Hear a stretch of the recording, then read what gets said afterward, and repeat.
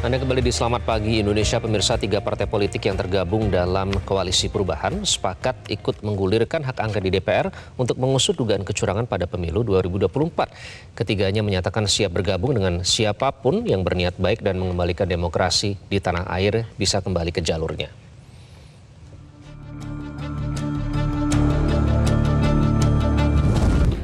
Gayung bersambut usulan calon Presiden Ganjar Pranowo agar DPR menggunakan hak angket untuk mengusut temuan kecurangan pemilu 2024 disambut positif calon Presiden Anies Baswedan. Namun Anies bukanlah penentu. 3 parpol pengusung Anies Muhaiminlah yakni Nasdem, PKB, dan PKS yang akan memutuskan apakah mereka bakal menggunakan hak politiknya itu di parlemen. Namun balik lagi, karena yang mengusulkan Ganjar Pranowo, seberapa serius partai pengusung Ganjar yakni PDIP Perjuangan mengajak Nasdem, PKB, dan PKS untuk menggulirkan hak angket mengusut kecurangan pemilu. Itu penting karena PDIP Perjuangan saat ini menguasai kursi di DPR. Namun yang tak kalah penting, fakta dan bukti kuat apa yang akan diusulkan untuk mengusulkan hak angket. Kita ini orang partai tidak lupa. Kalau tidak rusak partai. Kalau kami gariskan begini, tidak. Untuk apa? Untuk mencari kebenaran yang sesungguhnya. Supaya jangan ada insinuasi apa, jangan ada suara-suara. Ya kita letakkan secara proporsional. Mari kita teliti secara konstitusional, ya kan?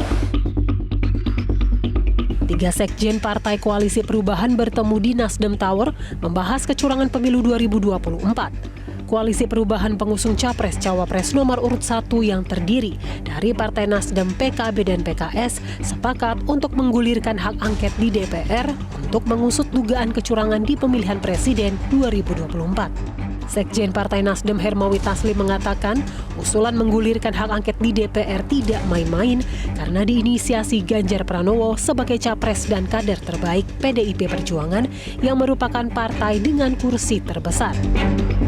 Tapi saya tegaskan sikap kita, kami utuh 3 partai akan berada bersama PDIP dan kita menunggu action PDIP sebagai inisiator. Kan yang menginisiasi ini bukan sembarang orang.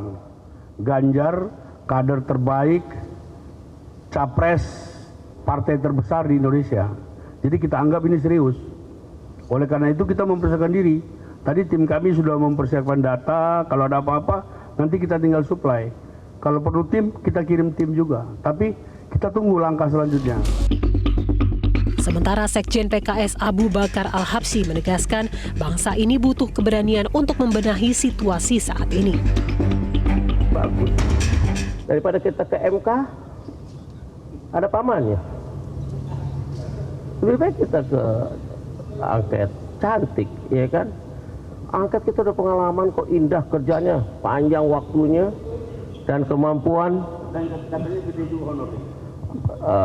Itu biasa kalau di DPR banyak kelebihan nih bab itu, ya. Jadi gitu. Jadi cukup kuat sekali.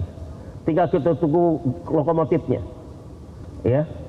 Bangsa ini lagi butuh suasana aura keberanian untuk membenahi situasi yang ada saat ini. Sementara itu kubu Prabowo Gibran menyebut wacana usulan hak angket DPR digulirkan untuk menyelidiki kecurangan pemilu seharusnya digulirkan sebelum hari pencoblosan. Wakil Ketua Umum Partai Gerindra Habibur Rahman meragukan hak angket itu dapat digulirkan. Teman ya, ini sudah 10 tahun setahu saya nggak pernah ada hak angket yang berhasil lolos. Coba deh dulu usulan hak angket soal kenaikan BBM. Usulan hak angket soal macam-macam ya. Ya terakhir itu sebelum 2009 hak angket itu. Waktu pemilu itu soal proses pemilu yang 2009 itu. Ya kan yang akhirnya pemilih tanpa di daftar pilih sepanjang punya dokumen bisa milih. Setelah itu nggak ada. Nah makanya kalau ingin memberikan masukan sebetulnya sebelum coblosan. Kalau sebelum coblosan kan banyak yang diperbaiki. Ini sebelum coblosan PD menang 1 putaran, begitu kalah hak angket. Nah ini kan jaka sumbung. Sementara Presiden Jokowi menyebut guliran tentang hak angket di DPR untuk mengusut dugaan kecurangan pemilu 2024 adalah bagian dari demokrasi. Pemilu ke DPR gimana respon Pak Presiden? Ya itu hak demokrasi, nggak apa-apa. Akankah hak angket akan terus berlanjut? Tim Liputan Metro TV. Ya, seberapa solid wacana akan bergulirnya hak angket ini kita akan membahasnya bersama, nanti akan bergabung Ketua DPP Partai Nasdem Sugeng Suparwoto, dan saat ini sudah bergabung dengan Selamat Pagi Indonesia ada pakar komunikasi politik Universitas Padjadjaran Pak Dadang Rahmat Hidayat. Pak Dadang, selamat pagi.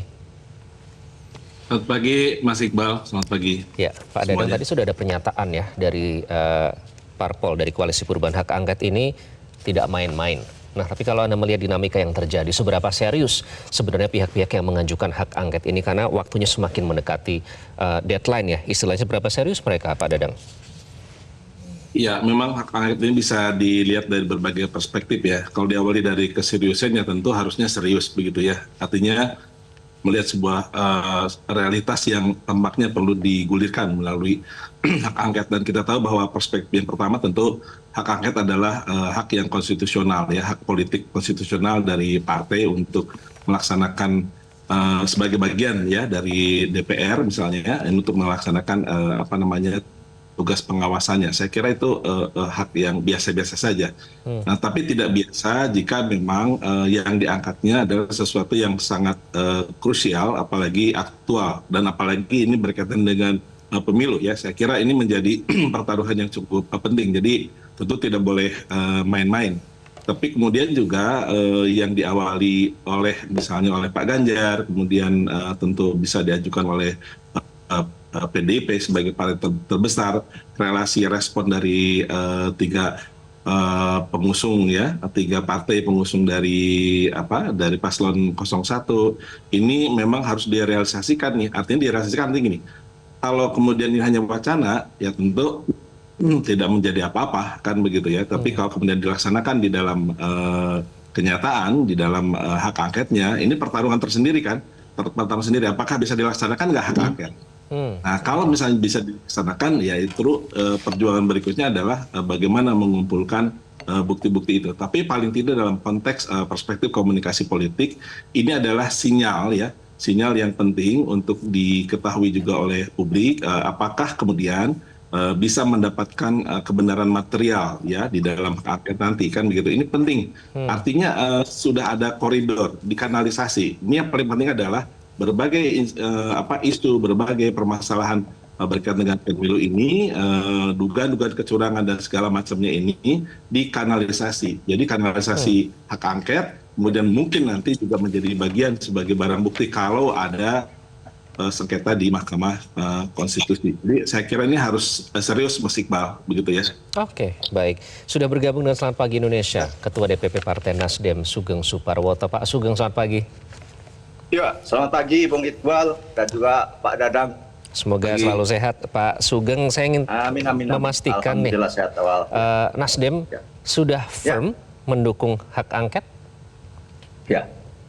Ya, jadi hak angket ini kan merupakan hak istimewa bagi anggota DPR ya. Jadi ini sebagaimana ketentuan undang-undang bahwa hak angket adalah salah satu upaya untuk melakukan pengawasan terhadap jalannya pemerintahan atau eksekutif atau dalam hal pelaksanaan undang-undang. Jadi syarat minimumnya kan saya kira sudah tahu, jadi minimum 25 anggota DPR atau lebih dan juga lebih dari satu fraksi. Jadi sebenarnya cukup simpel. Nah, bagi kami melihat sebagaimana disampaikan Pak Dadang tadi, bahwa proses politik atau apapun harus terkanalisasi dalam proses yang baik, katakanlah demikian. Kenapa? Karena memang secara konstitusional hak angket itu sesuai dengan konstitusi adalah hak DPR untuk melakukan penyelidikan terhadap hal-hal yang dianggap tidak sesuai dengan ketentuan yang berlaku, terlebih khusus dalam hal ini adalah masalah pemilu, karena betapa strategisnya pemilu ini. Kalau benar nanti ditemukan hal-hal yang tidak sebagaimana mestinya, sudah barang tentu harus dibuka seterang-terangnya. Jadi itulah sikap dari Nasdem, karena memang ini inisiatif waktu itu dikemukakan oleh Pak Ganjar, di mana Pak Ganjar itu diusung oleh PDI Perjuangan dan juga P3. sudah barang tentu kita menunggu proses selanjutnya, yakni memenuhi syarat-syarat minimal tadi. Jadi karena pemrakarsa adalah dari PDIP dalam hal ini, ayo kalau memang serius, Nasdem juga serius. Jadi Nasdem akan ikut dalam hak angket ini sehingga nanti menjadi terang benderang, dan ini proses pembelajaran yang baik dalam proses politik kita, di mana kelembagaan fungsi DPR juga berfungsi dengan baik, ya, fungsi pengawasan. Saya kira itu. Inisiator dan juga tadi Pak Abu Bakar Al-Habsyi juga menyebut menunggu ada lokomotifnya begitu. Nah, tapi apakah yakin Pak Sugeng fraksi lain ini juga sudah firm mendukung pengajuan hak angket ini, dan jumlahnya cukup tidak? Itulah kalau kita melihat katakanlah 01 dan 03 ya, di mana ada Nasdem, ada PKB dan ada PKS. Sementara kalau kita di 03 itu ada PDIP dan juga ada P3. Kita lihat cukup kok itu. Cukup di mana kan hak angket ini adalah anggota DPR yang ada sekarang, bukan hasil pemilu yang akan datang. Tentu beda nih proporsi pemilu yang akan datang dengan apa yang sekarang ada. Misalnya apa? Misalnya Nasdem dengan 59 kursi. Misalnya juga PKS dengan 50 kursi kalau tidak salah, dan juga PKB 58 kursi, dan juga kalau nanti proses ini berjalan terus ditambah PDI Perjuangan kan menjadi cukup itu, lebih setengahnya dari 575 anggota DPR RI yang sekarang. Dalam pemilu yang sekarang ini berlangsung kemarin adalah memilih 580 anggota DPR RI. Tapi anggota DPR RI yang pemilu 2019 adalah berjumlah 575. Dan begini, ini bukan persoalan kalah menang sebetulnya nanti di kemudian hari. Intinya bahwa kelembagaan politik kita harus berjalan dengan baik. Fungsi-fungsi pengawasan berjalan dengan baik dan juga sesuai dengan prosedur-prosedur yang baik. Itulah yang mau kita lakukan, kenapa kita setuju hak angket itu. Jadi bukan persoalan kalah menang atau kalah menang lah, bukan itu. Tetapi teman-teman dari Koalisi Perubahan, apakah sudah menghubungi langsung Pak inisiator ini, PDIP dalam hal ini? Komunikasi informal sudah ya, tetapi bahwa berwujud menjadi komunikasi formal, dan ini kan memang DPR baru reses dan akan dibuka masa persidangan yang akan datang di tanggal 5 Maret yang akan datang. Jadi komunikasi informal sudah, dan seperti tadi untuk memenuhi syarat 25 anggota dan minimal dari lebih dari satu fraksi itu saya kira mudah. Ini sekali lagi kita melihat bahwa ini penting bagi tata kelembagaan kita agar dapat menjalankan fungsi dengan baik, yakni fungsi pengawasan. Ya, komunikasi informal sudah dijalin. Pak Dadang, kalau Anda melihat ini, komunikasi yang terjalin antara teman-teman dari Koalisi Perubahan, kemudian juga dengan PDI Perjuangan. Nah, sepertinya ada yang ada yang menahan gitu. Anda melihat apa di balik komunikasi ini?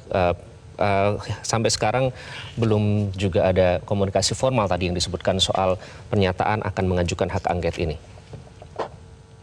Ya, kita tidak tahu persis, tapi mungkin saja ada kendala teknis, tapi jangan-jangan ada kendala yang sifatnya prinsip ya.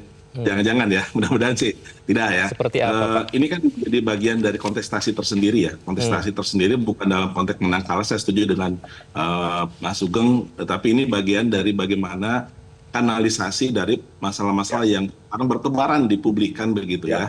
Kita tahu ada yang tidak setuju, tidak puas, isu kecurangan dan sebagainya. Itu kanalisasi itu yang paling penting begitu ya, sehingga publik itu tidak kemudian meributkan, bahkan bisa jadi konflik horizontal.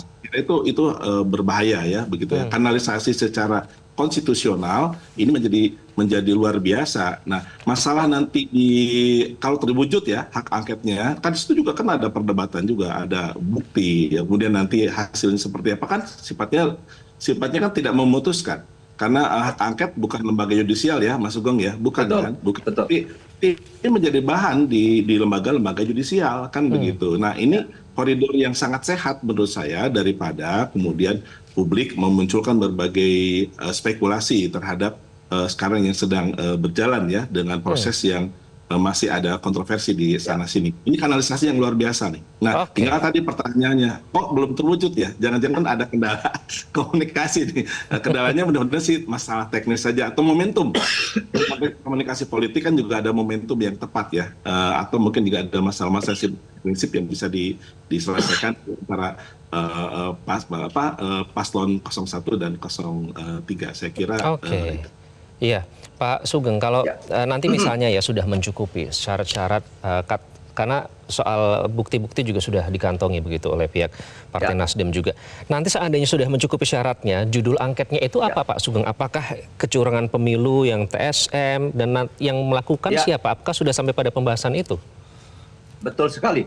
Secara material ya itu yang mau kita ungkap, bahwa seperti tadi Pak Dadang sampaikan, daripada isu-isu ini berkeliaran bahkan di jalanan-jalanan, lebih baik kita kita formulasikan bentuk-bentuk kecurangan itu, kita periksa satu persatu, karena memang kan kami di 01 juga memiliki tim hukum misalnya, demikian juga di 03 yang memiliki tim hukum dengan mencatat sejumlah pelanggaran. Bahkan kalau kita mau jujur, sebetulnya ada syarat-syarat formil pun kita akan ungkap, misalnya memang itu MK telah ada namanya telah pelanggaran etik, demikian juga Dewan Kehormatan Penyelenggara Pemilu DKPP yang menyatakan juga terjadi pelanggaran kepada KPU. Itu kan syarat formal sebelum pemilu sebetulnya. Tetapi kan ini jalan terus segala sesuatunya. Itu juga nanti kalau toh itu nanti katakanlah syarat formal itu sudah berjalan apa adanya ya, tapi menjadi perdebatan publik, ini juga menjadi pendidikan politik yang baik sebetulnya. Kenapa? Misalnya meskipun Dewan Kehormatan Penyelenggara Pemilu atau DKPP menyatakan bahwa KPU melanggar dalam hal pendaftaran calon wakil presiden tersebut, karena mestinya ada perubahan PKPU tetapi terus dilaksanakan, ini nanti juga akan menjadi perdebatan.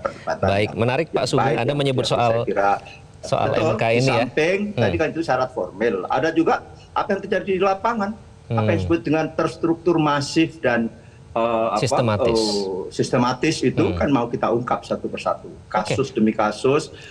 Kami misalnya juga mencatat di daerah-daerah tertentu itu, di Jawa Tengah, dapil saya misalnya itu kebetulan dapil saya, dan juga itu telah nanti akan kita panggil satu persatu pihak-pihak tertentu dan kita minta pertanggungjawabannya, dan itu bagus. Bagaimana disampaikan. Jadi sambil masih mengumpulkan bukti ya Pak Sugeng ya, untuk nanti sebagai syarat dari pengajuan angket ini. Telah dikumpulkan kok oleh masing-masing. Nanti kita akan lanjutkan Pak Sugeng dan Pak Dadang. Kebetulan tadi Pak Sugeng menyebut soal MK, kemarin juga disebut oleh Pak Abu Bakar Al-Habsyi ini soal kalau ke MK ya ada paman di sana. Padahal kalau TKN sendiri menjawab bahwa kalau ini ranahnya ya dihukum sesuai dengan undang-undang, diajukannya ya ke Bawaslu, ke Gakumdu, atau ke MK. Tapi kenapa kok memilih jalur ini? Apakah ini politis? Nanti kita akan kembali dengan pembahasannya. Tetaplah bersama kami di Selamat Pagi Indonesia. Anda kembali di Selamat Pagi Indonesia. Pemirsa, kami masih melanjutkan pembahasan terkait dengan wacana pengajuan hak angket, di mana kita akan membahas berapa solid sebenarnya pihak-pihak yang mengajukan ini. Tadi kita sudah bahas sedikit, Pak Sugeng menyebut soal MK. Nah, dari TKN menyebutkan ini harusnya diajukannya ke Bawaslu, ke MK, itu yang sesuai undang-undang, bukan mengajukan hak angket karena ini politis. Apakah ini politis, Pak Sugeng?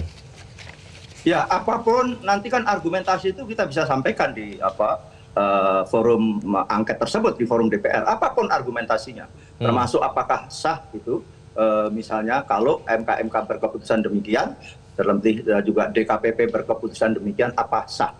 Kalau katakanlah sah dan sebagainya, argumentasi-argumentasi itu menjadi sehat kalau dikemukakan di forum yang sangat terhormat, sehingga parlemen, dari kata parle atau bicara-bicara itu menjadi sebuah forum yang sangat kualitatif karena membahas masalah-masalah strategis. Sebagaimana tadi disampaikan Pak Dadang, ini kan kita mengkanalisasi dari isu-isu yang berseliweran, daripada isu-isu itu bahkan menjadi isu-isu jalanan gitu. Lebih bagus kan memang kita kanalisasi kita bicarakan di forum yang formal, yakni di DPR. dengan syarat tadi, syarat minimal diajukan oleh 25 anggota yang lebih dari satu fraksi. Kedua adalah nanti diputuskan di paripurna, di mana paripurna itu dihadiri 50% lebih anggota, dan 50% anggota yang hadir dalam paripurna itu menyatakan setuju. Sebetulnya dari sisi syarat formalnya tidak terlalu susah. Tadi dikemukakan bahwa kemungkinan ada proses yang tidak lancar. Saya kira politik memang selalu ada kemungkinan itu. Ada istilahnya sandra menyandra misalnya, tapi kita positive think saja lah. Sehingga kalau saya atau kami di Nasdem itu jelas ini adalah hak konstitusi dari anggota DPR, yakni hak menyelidiki dari pelaksanaan proses-proses pelaksanaan undang-undang dan dalam hal ini adalah pemilu, apakah berjalan sesuai yang seharusnya. Baik, Pak. Inilah jadi Pak Dadang, kita karena ternyata jelas ke situ posisinya. Soal yang tadi kalau misalnya ranah hukum TKN menyatakan ya harusnya lewat Bawaslu, lewat MK dan lain-lain, tapi ternyata itu tidak atau mungkin belum dilakukan, keputusan memang belum keluar, tapi sepertinya hak angket ini menguat begitu, nanti akan menuju ke sana. Nah, menurut Anda apakah ini karena trust issue? Karena tadi Pak Abu Bakar Al-Habsyi menyebut kalau di MK kan ada paman. Apakah ada krisis kepercayaan terhadap lembaga Mahkamah Konstitusi sehingga akhirnya mau tidak mau harus menempuh hak angket ini? Ya saya kira kalau lihat dari pembicaraan di publik kan isu tentang itu ada kan begitu ya. Nah kalau misalnya ke Bawaslu dan KPU, ke Bawaslu khususnya, itu kan kanalisasi pengaduan kan begitu. Sementara kalau angket itu kan penyelidikan ya. Masuk penyelidikan ini bicara soal bagaimana lembaga legislatif melakukan tanda petik pengawasan kan begitu ya, pengawasan terhadap tata kelola pemerintahan. Dalam hal ini konteksnya adalah pemerintahan dalam konteks pemilu, penyelenggaraan pemilu yang diselenggarakan oleh KPU dan Bawaslu. Jadi dua hal yang tidak bisa dipisahkan memang, tapi bisa dibedakan gitu ya, antara hak angket dengan pengaduan ke Bawaslu. Dua-duanya bisa dilakukan. Nah hanya mungkin secara nilai politisnya barangkali lebih besar hak angket ketimbang dengan pengaduan kepada Bawaslu. Nah di MK sendiri itu kan hal lain lagi kan begitu. Nah biasanya ini yang tadi saya sampaikan di awal, kalau ini berjalan ya, ini kan pertarungan pertamanya hak angket ini kan bergulir apa tidak kan begitu. Kalau bergulir kemudian menghasilkan apa, saya nggak tahu rekomendasi atau temuan atau apa, jadi menjadi bagian dari proses di MK. Itu pun kalau dilaksanakan nanti di sengketa di Mahkamah Konstitusi. Jadi sesuatu yang bisa dibedakan tapi tidak bisa dipisahkan gitu ya, antara tadi kalau dilakukan ke Bawaslu, kemudian hak angket maupun nanti sengketa di Mahkamah Konstitusi. Oke, ini kan waktunya kita berbicara semakin mepet ya Pak Sugeng dan Pak Dadang. Saya menambahkan sedikit. Kemudian 35 hari. Jadi dalam angket nanti, proses angket, kita juga bisa menyelidiki peran Bawaslu, bayangkan peran KPU, begitu. Jadi tidak sebatas dan terjadi misalnya ya kita akan periksa juga kenapa Bawaslu tidak menjatuhkan misalnya sanksi tertentu kalau itu dianggap padahal itu sebuah pelanggaran yang masif, terstruktur dan sistematis misalnya. Jadi termasuk menyasar penyelenggara pemilu juga ya Pak Sugeng ya? Oh iya, kita akan menyasar ke penyelenggara pemilu. Justru mungkin core-nya nanti di sana dengan berbagai imperatif di dalamnya. Tadi misalnya syarat formal pencalonan presiden, wakil presiden misalnya, setelah ada indikasi-indikasi formal juga, yakni MK-MK misalnya, ada juga DKPP misalnya, itu kan itu jelas itu sebuah sebuah ketentuan formal yang menyatakan terjadi pelanggaran. Tapi kenapa jalan terus? Kan begitu. Loh kenapa kemarin? Nah, memang ini saya kemukakan di situ. Di sini ya. Kami Nasdem sempat berpikir juga waktu itu. Kalau begitu kita nggak usah ikut pemilu saja. Misalnya ada wacana begitu juga. Kenapa? Saking kita melihat pelanggaran ini demikian masif. Tapi waktu itu perdebatan kami di dalam di Nasdem menyatakan Pak Surya mengambil keputusan tetap ikut pemilu saja. Nggak apa-apa. Dan sebagainya. Nanti lantas kita dorong untuk menyelidiki segala sesuatunya secara politik. Karena memang itu hak dari DPR, yakni melakukan penyelidikan. Jadi fungsi pengawasan dari DPR itu adalah hak konstitusi DPR, yakni hak angket ini. Pak Dadang, ini kan waktunya mepet ya, 20 Maret, artinya nanti 35 hari setelah pencoblosan. Nah setelah itu akan nasib hasil angket ini gimana apabila memang nanti terbukti ada kecurangan di situ? Bagaimana Pak nanti nasibnya hasil angket ini? Ya, nasib angket akan ditentukan dengan proses diangketnya proses hak angket dijalankan seperti apa, kan begitu. Jadi kita mungkin jumping kalau nanti nasibnya ya tergantung dulu. Sekarang ini jadi kan hak angket. Kemudian bagaimana proses hak angket, menemukankah yang di selama ini menjadi bagian dari isu-isu di publik, kan begitu ya, terbukti apa enggak, kan begitu. Mas Sugeng tadi menyampaikan termasuk juga soal kinerja dari Bawaslu misalnya, kan kayak begitu, atau KPU ya, kali kan ini proses penyelidikan, kan begitu. Penyelidikan pasti ada outputnya apa. Nah yang paling penting sekali lagi Mas Iqbal, Mas Sugeng, bagi saya, bagi publik barangkali ini bagian dari kanalisasi isu-isu yang selama ini daripada berseliweran di bawah, publik kemudian terjadi konfliknya. Kalau konfliknya sifatnya naratif sih nggak apa-apa, tapi kemudian sampai pada konflik-konflik yang sifatnya fisik dan segala macam, ini berbahaya menurut saya. Mending dikanalisasi sekalian begitu, dan ada gitu proses politiknya lewat angket ini. Terakhir kali singkat saja, karena kita memang punya misi untuk knowledge to elevate ya, mencerahkan kita sebagai publik. Apakah ini proses yang di jalan ini pendidikan politik yang penting bagi publik, manfaatnya Pak Sugeng? Ya, saya kira bagus sekali ya bahwa nanti di DPR, di forum angket ini, segala isu, segala masalah itu kita angkat dengan masing-masing melakukan argumentasi. Misalnya apa? Misalnya dari Bawaslu, kenapa tidak menghukum pihak-pihak tertentu yang dinyatakan yang jelas misalnya melanggar tadi peraturan-peraturan secara masif, terstruktur dan sistematis. Demikian juga KPU misalnya, kenapa kok belum keluar surat PKPU tetapi tetap diterima pendaftaran itu. Itu kan terjadi perdebatan yang sehat. Tadi seperti Pak Dadang sampaikan, ini merupakan kanalisasi dari masalah-masalah strategis menurut saya. Dan juga nanti temuan-temuan dari masing-masing tim hukum di masing-masing daerah diungkap di atas. Nanti kan ada namanya skala ini, apakah benar sekedar sifatnya kasuistis di masing-masing daerah, tapi ini sudah menjadi modus secara nasional. Nanti kan ada istilahnya random sampling yang bisa dikategorikan sebagai modus yang masif, terstruktur dan sistematis. Nah, lantas seperti tadi, memang ini bukan lembaga peradilan, tapi yang penting kami dalam penyelidikan. Ada penyelidikan di situ. Baik, itu intinya. Bukti-bukti tertentu. Terima kasih Pak Sugeng, Pak Dadang, terima kasih. Kita harapkan ini nanti apapun yang nanti akan bergulir, ini menjadi pendidikan politik yang baik bagi masyarakat, supaya proses pemilu ini tidak dirusak oleh pihak-pihak yang ingin merusak demokrasi. Terima kasih sekali lagi Pak Sugeng dan Pak Dadang sudah bergabung di Selamat Pagi Indonesia. Jelajahi cara baru mendapatkan informasi. Download Metro TV Extend sekarang.